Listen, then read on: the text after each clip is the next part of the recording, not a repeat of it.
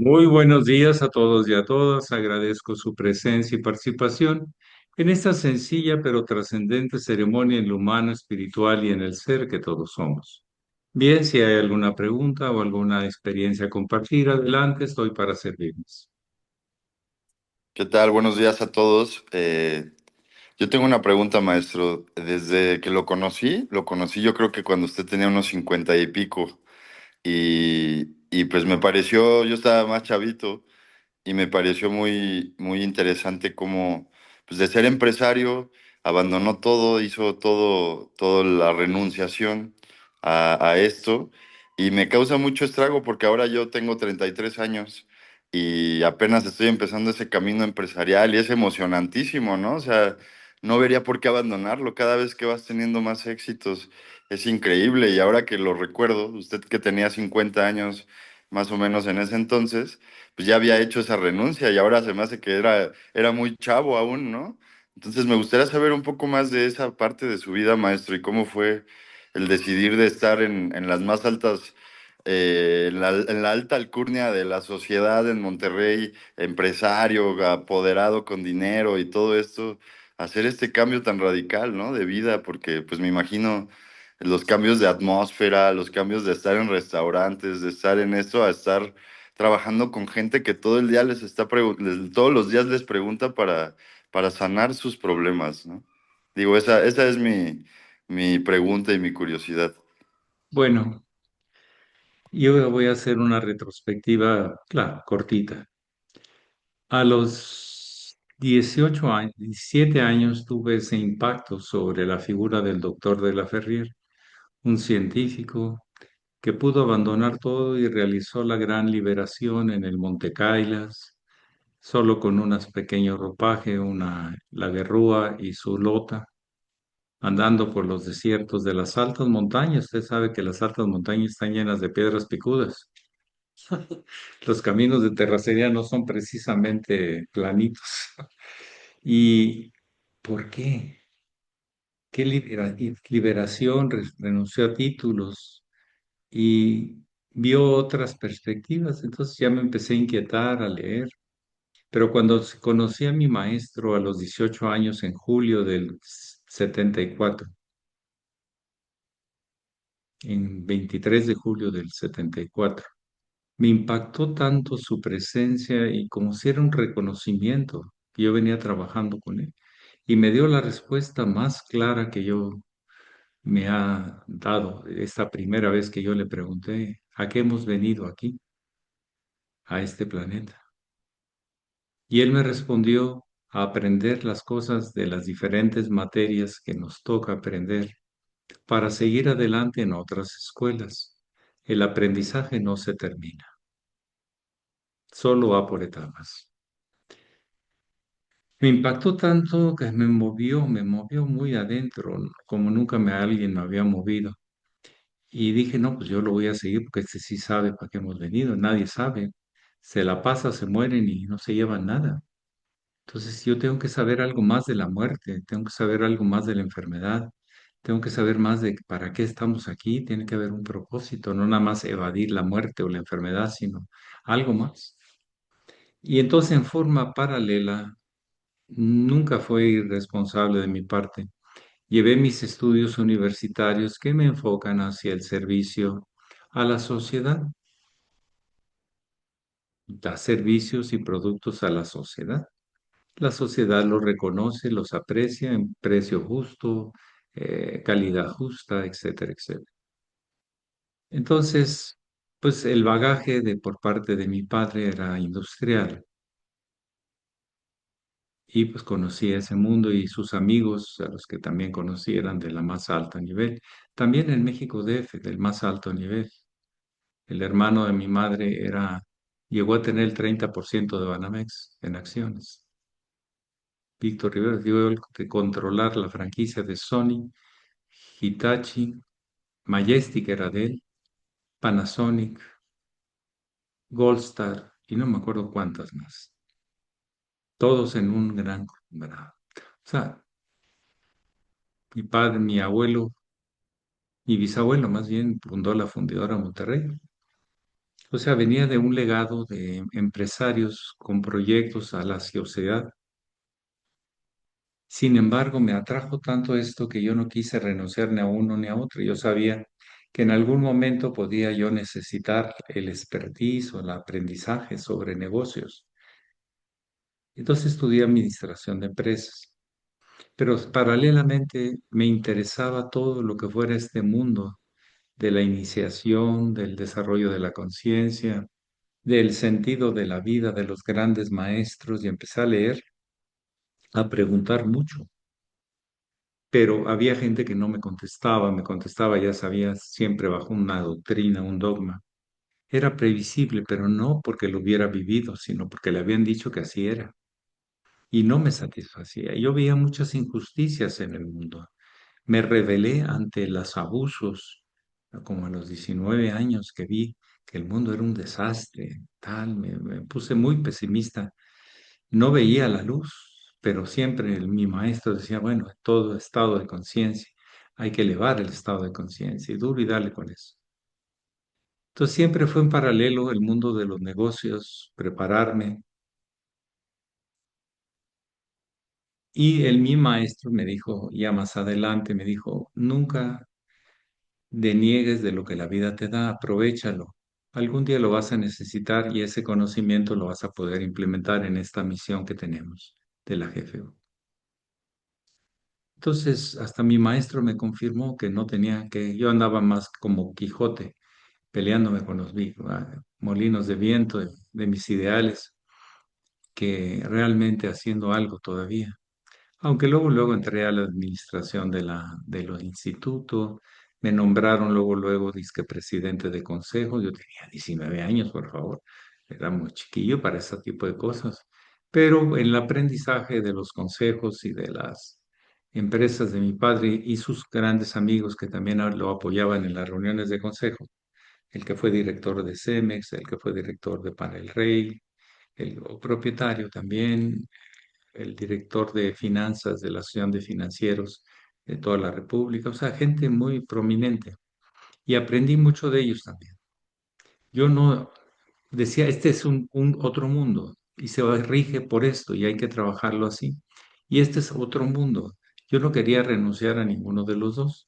Y de hecho sí renuncié al mundo empresarial, me fui a Torreón sin nada más que con el equivalente a 2,000 pesos, yo creo, no tenía más un cochecito ahí, una Brasilia. Y pues tenía que comer y desarrollar el instituto porque no había nada. Entonces me empecé a comprar y vender dulces de Torreón y de quesos allá. Llevaba a Monterrey y los vendía y tal. Luego fui profesor del TEC de Monterrey, me invitaron y pasé el examen. Luego fui brazo derecho del director de ahí para proyectos especiales. Me agarró de la cátedra y me llevó hacia el área ejecutiva, administrativa, y en el TEC de Monterrey en Torreón, La Laguna, vamos a decirlo. Y así, siempre combiné los dos. Bueno, y luego nos fuimos, gracias yo, a Cuernavaca, pusimos una tiendita y echamos a andar el instituto porque el maestro nos lo había pedido. Pero llegó un momento, y ahí voy cerrando, que mi hermano me dijo, Javier, vente a Monterrey a ayudarme. Tengo demasiadas presiones, cosas. Papá y mamá se están separando. Tenemos una huelga en la fábrica de muebles, que era también un negocio muy grande. Se fabricaban alrededor de 500 salas mensuales. Este, y no puedo con todo. Tienes que venir a ayudar. Es parte también tuyo. Y lo entendí. Lo entendí que era tiempo de regresar y estuvimos veintitantos años viviendo en Monterrey. Pero no dejaba yo la GFU, ni los proyectos, ni viajar, ni nada. Trataba de combinar ambas cosas y me pude arreglar la manera de poder viajar y administrar a distancia mis labores en el mundo de las empresas. Y luego me tocó vender el grupo a un grupo irlandés, el grupo familiar, que fue altamente productivo y ha sido altamente productivo para ellos. Y a nosotros nos fue bien porque nos dieron efectivo en aquel momento. Entonces, todo fue una aventura en paralelo, complementaria, no lo veía yo. Yo por mí me hubiera dedicado más al aspecto de la educación, GFU, yoga, me hubiera concentrado más en eso, pero mi maestro me dijo, no, no, que usted no despegue los pies de la tierra, haga lo que tenga que hacer y siga aprendiendo de estas dos cosas. Entonces, yo no busqué ser gurú, ni renunciar a todo. Yo estaba contento con mis responsabilidades y con lo que yo podía ayudar. Me nombraron presidente, mi maestro me pidió que tomara la presidencia de la red GFU y dimos una transformación con una reingeniería adaptada a los conceptos de valores de vanguardia. No le preguntes al que sabe. Digo, no le preguntas al que te da opinión, sino al que sabe. Entonces, interactuar, disminuir los corporativos, hacer las empresas más, que se dice, menos verticales, más horizontales, etcétera, etcétera. Son conceptos de administración. Llegó el momento donde mi maestro estaba muy grave y maestro Estrada, antes, ya unos años antes, aproximadamente unos, ¿qué serían? 20 años antes. Ya me había dicho, te va a tocar un día asumir ese papel de compartir la luz que te conectas, que tienes. Vete preparando, un día serás gurú y tendrás que responder, pero prepárate, todavía no. Y entonces yo eso a nadie se lo dije, pasaron 12, 14 años, no, se lo decía, lo metí al cajón, me quedaba muy grande el paquete y me sigue quedando grande, según veo. Este, y, y el maestro Machiel me dijo, ayuden, ya te toca. ¿Pero por qué? Porque estás ahí y eres una de las personas que más confío para que haga este trabajo. Pero decídelo tú, toma tu decisión porque es tu vida.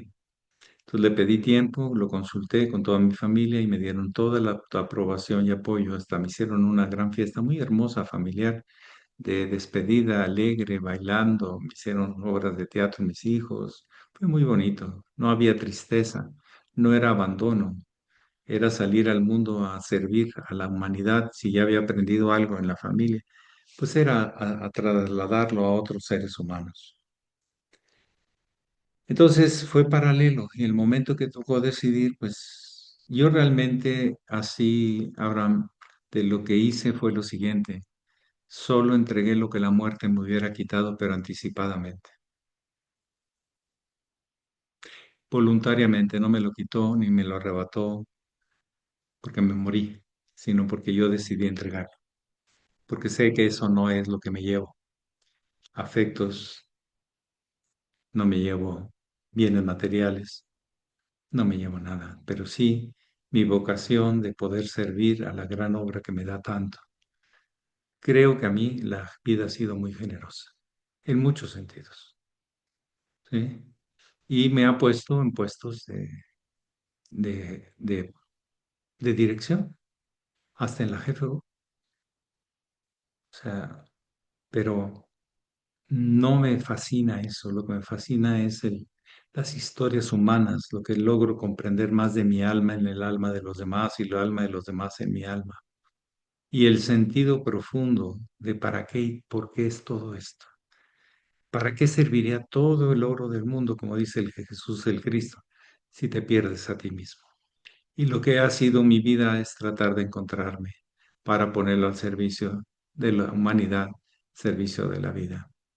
Realmente no he pedido, y ya no por orgullo, en su momento tuve mi orgullo, pero llegó un momento donde si era por la misión yo lo aceptaba y lo he aceptado. A alguna gente le he dicho que no porque no siento limpia su colaboración. Así, soy bastante directo, no ando con rodeos cuando se trata de definiciones, cuando se trata de engaños, cuando se trata de, pues no igual que los grandes maestros tampoco lo han sido. Generosos con todo el corazón, pero también claros y ordenados y justos. Bueno, pues ese es el camino en el que ando.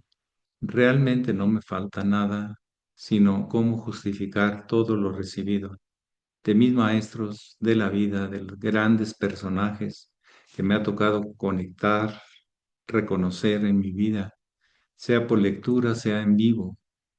Yo he conocido gente valiosísima y eso me han inspirado valores, sentido de compromiso y otras cosas. Eso es lo que me llevo de ellos, no su persona, porque no puedo ser una réplica de esa persona, pero sí puedo tratar de vivir y transmitir esos valores. De eso se trata mi vida ahora, al frente de un movimiento que yo no elegí, pero las circunstancias, la forma despiadada y cruel que me trataron cuando yo había entregado mucho patrimonio familiar, mi patrimonio personal, mi energía, mi espíritu, todo. Pero bueno, yo no reclamo nada porque lo que he dado, lo he dado sin esperar nada. Pero eso no quiere decir que la historia a veces no sea cruel y te pone a prueba para que no te ganches o te ganches. Entonces, no ha sido, y resumo todo esto en lo siguiente, han sido pruebas, pero no de esfuerzo, sino de degustación de lo que es la vida. Cuando hay y cuando no hay. ¿Qué? Algo físico, algo material, algo emocional, algo mental, pero todavía hay algo más que todo eso. Entonces mi camino ha sido de degustación. No tengo nada que reclamar aún los que me han maltratado o que han querido maltratarme. Yo sigo adelante. Y saben que todavía no se me quita el buen humor, porque me sigo divirtiendo, me sigue asombrando, me sigue interesando. Conocer la mente, el alma humana, para conocer el alma y sus posibilidades divinas en nosotros los humanos. Entonces, en realidad solo entregué en aquel momento lo que la muerte me hubiera quitado, pero lo hice con todo en muestra de agradecimiento a tanto que he recibido. Y eso me hace feliz, poder devolver aunque sea un poco de tanto y tanto que he recibido.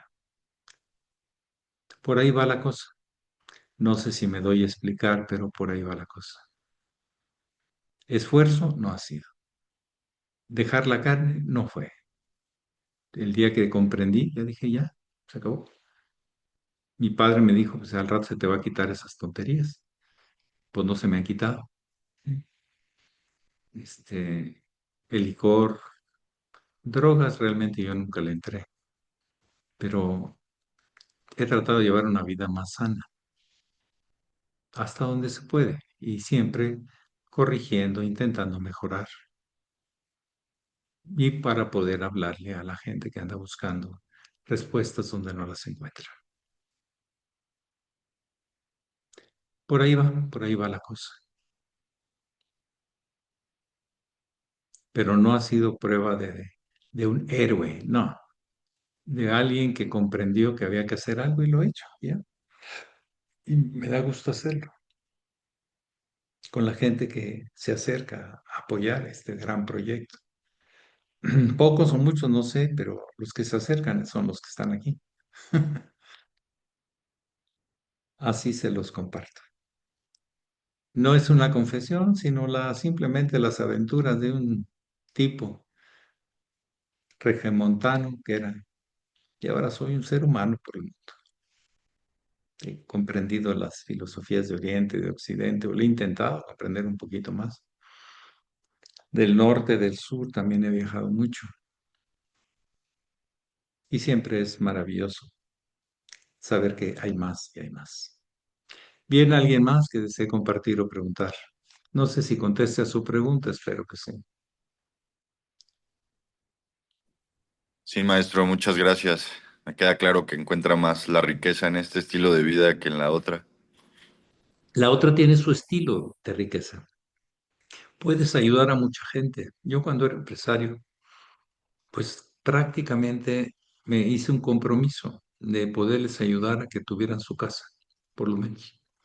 Y el compromiso lo hacía con la esposa al lado, para que estuviera de mi lado, que en unos poco tiempo podían tener una casa propia que no habían podido tener. Y un trato de humanos. No solo fue lo económico, me fue muy bien, pero no solo era eso.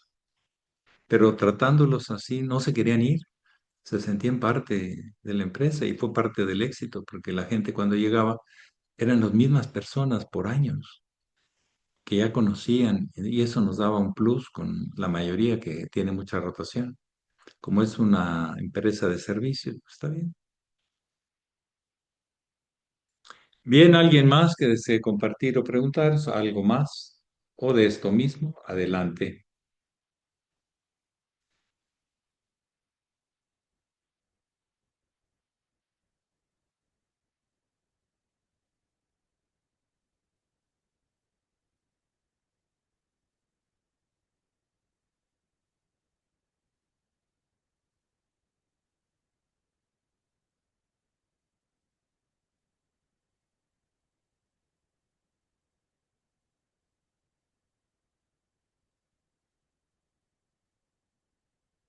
María Guadalupe, sí. Perdón. Buenos días, muy honorable Sachela. Buenos días, maestro. Bueno, antes que todo, yo le quiero agradecer profundamente eh, que nos abra su corazón, porque pues es algo muy, muy de usted y ahora muy de nosotros, ¿no? Sentirle más cerca. Yo siempre le he sentido muy cercano. Y sí le quiero compartir algo en específico. Cuando yo he sentido esa vaguedad interna, que a veces siento una nostalgia profunda, no sé de qué. Los recuerda usted y me afirmo. Muchísimas gracias. Y a veces no me gusta con que me pasa de repente medio seguido, como algo que no alcanzo a percibir una nostalgia muy profunda de algo y otra vez. Muchísimas gracias, muy honorable. La pregunta es esta, maestro. Entonces, en la medida en que, de hecho, el otro día también se la pregunté porque me quedó a mí así como en el aire, me quedé como que traigo esa sensación. En la medida en que usted se ha ido reconociendo a sí mismo, identificando con usted mismo, en esa misma magnificencia o expansión, reconoce a Dios, ¿verdad? Dentro de usted. Mire, cada vez menos me quedo fijo con personajes, caretas, máscaras, que son naturales para enfrentarnos al mundo por nuestras sensibilidades, nuestras debilidades. Entonces, cuando descubro más lo esencial que lo sustancial, descubro que las posibilidades infinitas de cada instante, pues sí, tiene que ser a eso que le llamamos Dios. No tiene su nombre, no está registrado en el registro civil como Dios, simplemente es el creador, recreador y el que le da propósito a toda esta obra. Es algo más allá que la obra, porque la obra va cambiando y él permanece. Los hebreos le llamaron Yod, He, Bau, He,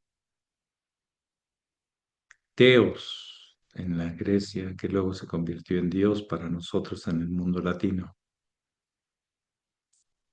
O Meteo, la fuente de la dualidad, de todo lo posible, etcétera. Entonces, trascendiendo los lenguajes y las formas, vas encontrando en un mar de esencia lleno de posibilidades que se transformarán en sustancia, pero no te quedas con una de ellas, sino ves su eterna transformación.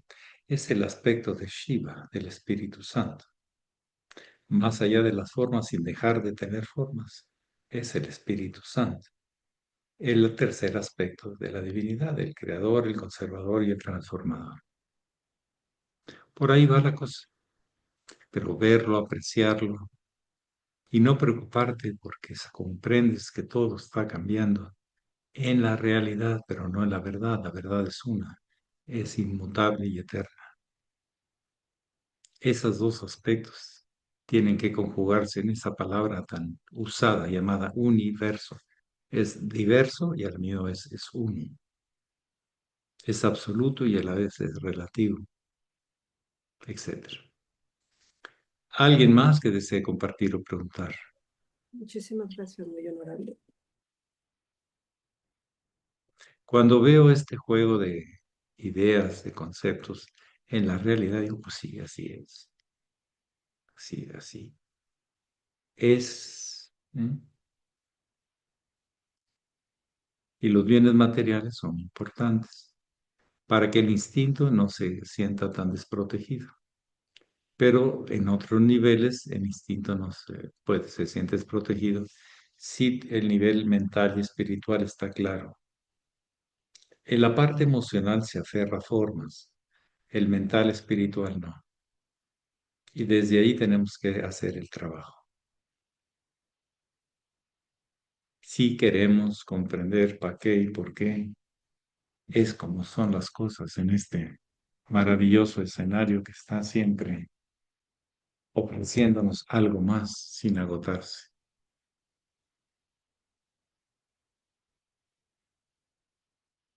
¿Alguien más?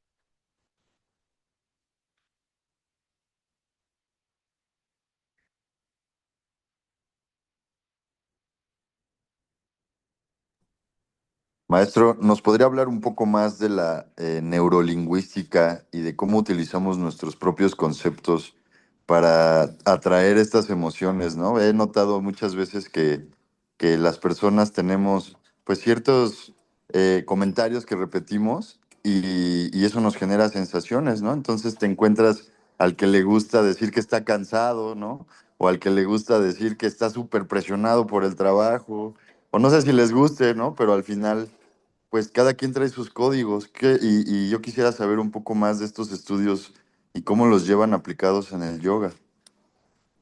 Bien, es natural que en el mundo del instinto, del inconsciente, repitamos aquello que nos ha amenazado, nos ha protegido, y repitamos conductas condicionadas a nuestra historia de reacción, no de elección, de reacción, porque el inconsciente, el instinto está condicionado desde el pasado, y ese es un tipo de lenguaje. Pero sí, como dice usted, es repetitivo o ya está condicionado a no cambiar, por lo menos hasta donde está grabado en nuestro inconsciente.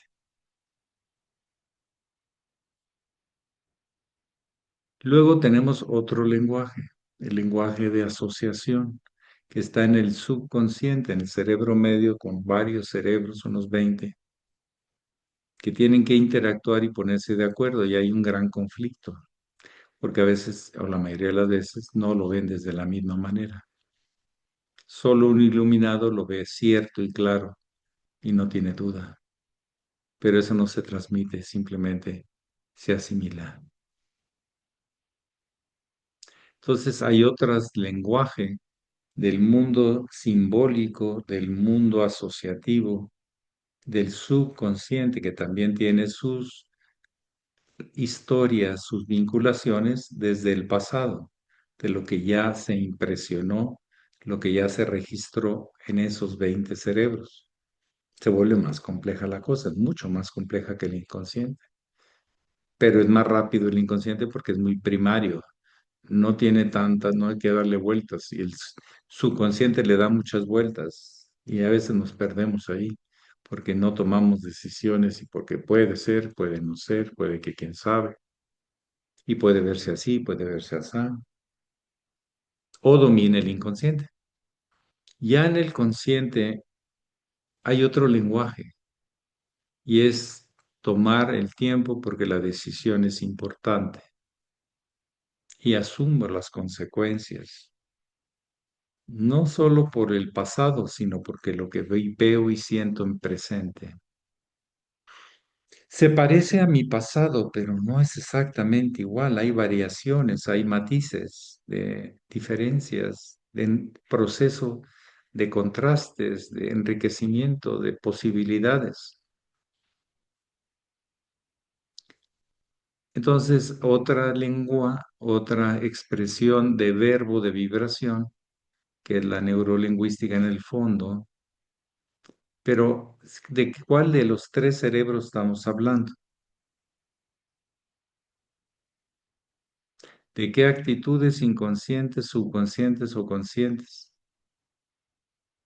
No se diga el gran paso a la supraconciencia, que es otra cosa. Es el resumen de todo lo que se ha hecho en el universo y todo lo posible del universo en este instante, revelado en presente. Macro y micro se unen en la supraconciencia.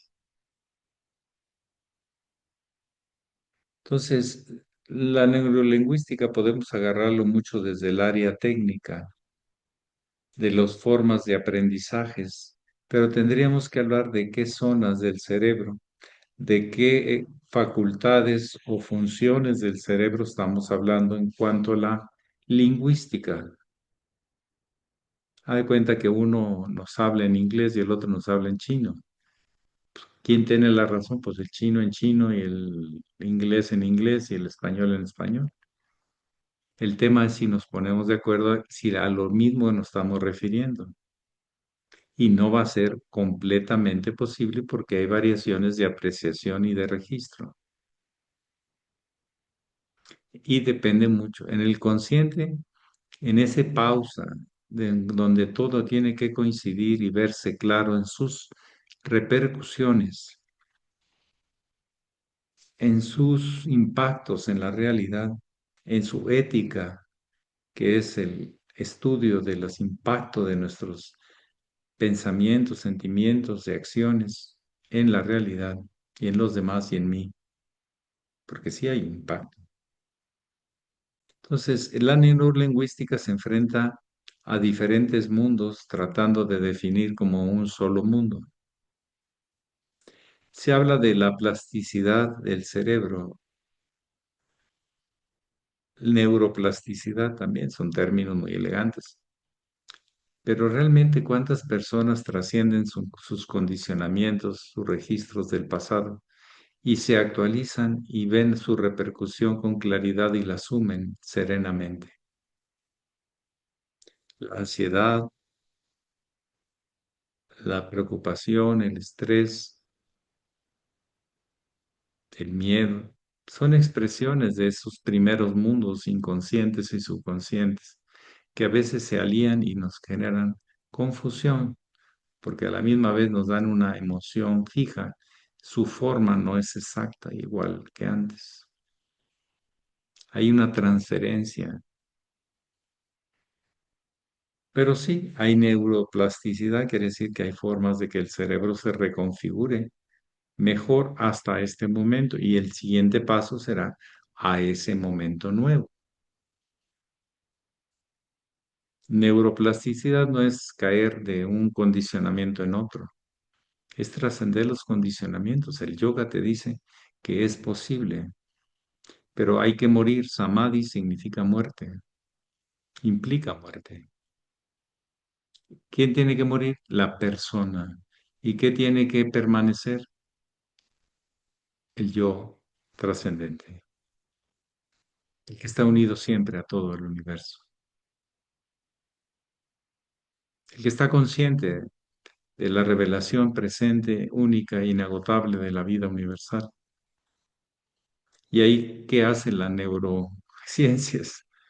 Intenta explicar diferentes mundos que tienen que alinearse a eso. Pero tanta explicación la condiciona al mundo de la razón y no al mundo de la intuición muchas veces. Que estas cosas, para que sean unitarias y no divergentes, tienen que ser intuitivas y no solamente racionales. Por ahí va la cosa.